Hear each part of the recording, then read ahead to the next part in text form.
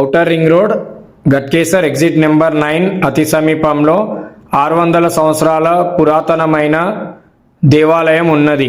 ఈ దేవాలయంలో స్వయంభుగా వెలిసిన శివలింగం ఉండేది.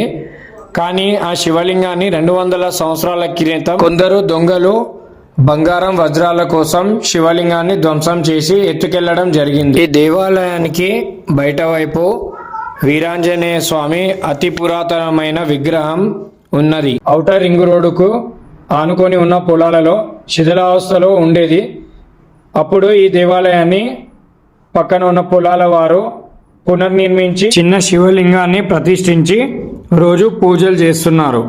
ఇప్పటికీ పురాతనమైన శ్రీచక్రం మనకు ఆలయ లోపభాగంలో స్పష్టంగా కనిపిస్తుంది.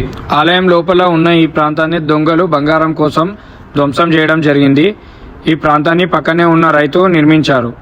పురాతనమైన మహానంది ఇప్పటికీ శివాలయ గోపురం మీద ఉంది.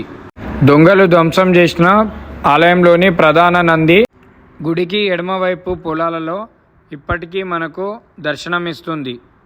100 సంవత్సరాలు అయినా మహానంది ఇప్పటికీ చెక్కు చెదరలేదు.